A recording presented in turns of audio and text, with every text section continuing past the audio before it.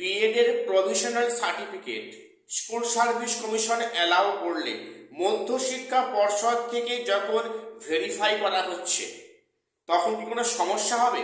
আমাকে এই প্রশ্নটা একাধিকজন একাধিকবার করেছে। দেখো, আমি বিষয়টা যেটা খোঁজ খবর নিলাম তোমাদের সামনে এটা উপস্থাপন করছি।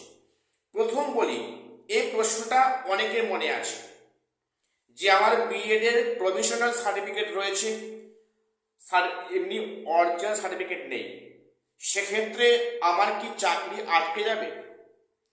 বা সেক্ষেত্রে প্রভিশনাল সার্টিফিকেট থাকলে তাহলে সেক্ষেত্রে মধ্যশিক্ষা পর্ষদ কি করতে পারে এবং তোমার কি করণীয় এই মুহূর্তে বা এই সময়? আজকে ভিডিওটা শেষ অবধি মন দিয়ে দেখো। প্রথম বলে রাখি, আমার চ্যানেল অনেকে রেগুলার দেখছো, ফলো করছো, তাদের অসংখ্য ধন্যবাদ। এবং তোমরা প্রত্যেকটা চ্যানেলটা সাবস্ক্রাইব করে রাখবে এসএসসি এবং পিএসসি গুরুত্বপূর্ণ আপডেট এই চ্যানেলে পাওয়ার জন্য। আচ্ছা, আজকে বিষয় আসি। দেখো, প্রভিশনাল সার্টিফিকেট বিএড এর সেটা স্কুল সার্ভিস কমিশন ভেরিফিকেশনে অ্যালাউ করেছিল, সমস্যা কিন্তু সেক্ষেত্রে হয়নি। এবার যে প্রশ্নটা সবচেয়ে বেশি মাথায় আসছে যে এখন যে পুনরায় ভেরিফিকেশন করছে মধ্যশিক্ষা পর্ষদ, সেক্ষেত্রে কোনো সমস্যা হবে কিনা। দেখো, সমস্যা হয়তো হবে না, বা অনেকে বলছো আমার চাকরি কি হবে না, আমি কি আটকে যাব? না, এমনটা নয়। তোমার চাকরিও হবে, সবই ঠিক থাকবে। কিন্তু কিন্তু এখানে আছে কিন্তু তোমাকে সেখানে একটা কন্ডিশন দিতে পারে মধ্যশিক্ষা পর্ষদ। কি কন্ডিশন? যে তুমি একবার প্রভিশনাল সার্টিফিকেট জমা দিচ্ছ, ঠিক আছে, তোমাকে আগামী অমুক দিনের মধ্যে তোমাকে মেইন সার্টিফিকেট ইস্যু করতে হবে, তবে তুমি স্কুলে জয়েনিং করতে পারবে, এমনটি বলতে পারে। দেখো, প্রভিশনাল সার্টিফিকেট দিয়ে কিন্তু চাকরি অ্যাকচুয়ালি হওয়ার কথা নয়। কাজেই মধ্যশিক্ষা পর্ষদ যেহেতু তোমাদের অ্যাপয়েন্টমেন্ট লেটার দেবে, দেখো তোমার তো এখন এসএসসি কাজ এখন শেষ, এসএসসি কাজ রেকমেন্ড করা অবধি।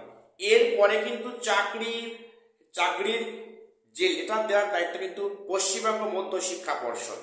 কাজেই সেখানে তোমাকে একটা পার্মানেন্ট জব দেবে, সেখানে প্রভিশনাল সার্টিফিকেট অ্যালাউ নাও করতে পারে, বা সেখানে করবে না। তোমাকে ফিরে আসতে হবে না, তুমি আপাতত প্রভিশনাল সার্টিফিকেটটা শো করো।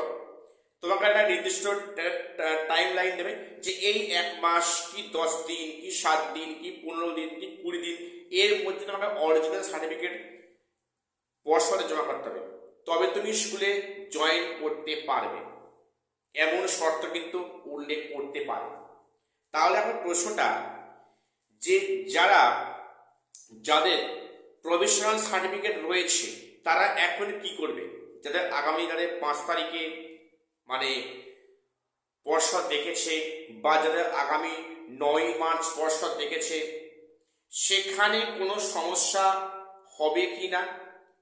হয় বলতে এই সমস্যা হতে পারে। তাহলে এখন তাতে কি করণীয়? দেখো, এখন যেটা করণীয় কি, এখন করণীয় হচ্ছে কি, তোমরা প্রত্যেককে যেখান থেকে বিএড করেছো সেখানে যোগাযোগ করো।